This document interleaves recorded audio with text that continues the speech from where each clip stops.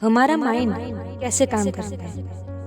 तो उसे समझने के लिए पहले हमें ये समझना होगा कि माइंड क्या है। पहले तो ब्रेन एक ऑर्गन है और वो सभी को दिया गया है, बट माइंड क्या है उसे समझना बहुत डिफिकल्ट है। देखो, हमारे माइंड और जानवर के माइंड में क्या डिफरेंस है।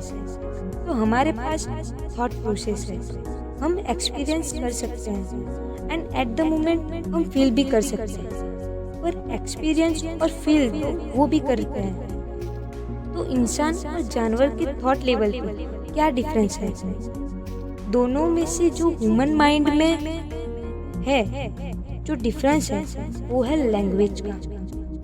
Without language where is mind.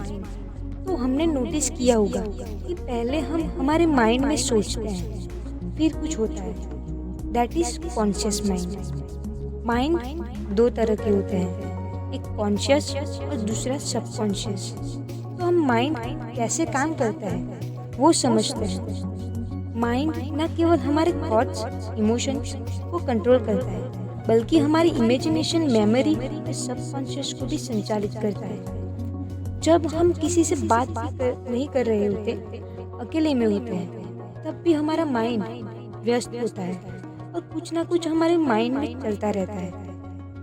हमारा माइंड अपने आप से बातें करता है, इसे इनर डायलॉग कहते हैं।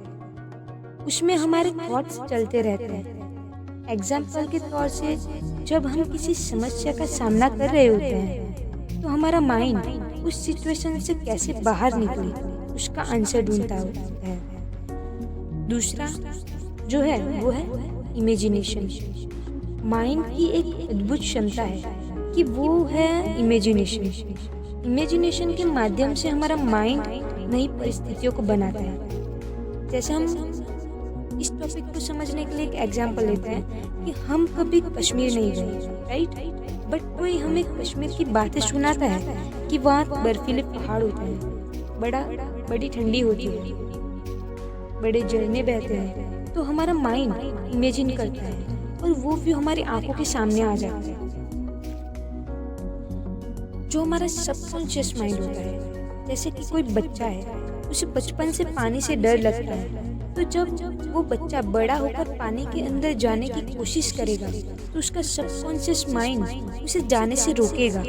बट ये हमारे माइंड में घुसा हुआ हमारा फियर होता है और हमारी लाइफ में कभी कोई बनी हुई घटना का असर होता है। हमारा माइंड हर एक मेमोरी को याद रखता है और ये प्रोसेस जो है वो खाली समय में और जब हम आराम कर रहे होते हैं, जैसे कि सोते समय, इस दौरान हमारा माइंड दिन भर के अनुभवों को याद करता है और कई बार तो जो हमने दिन में देखा या सुना, ये सब प्रोसेस होकर हमारे सपने बनकर आ जाता है।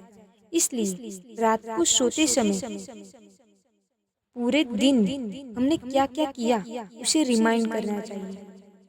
जब हमारा माइंड इमोशनल होता है तो हमारे माइंड में कई तरह के थॉट्स आते हैं, कई बार नेगेटिव और कई बार पॉजिटिव भी।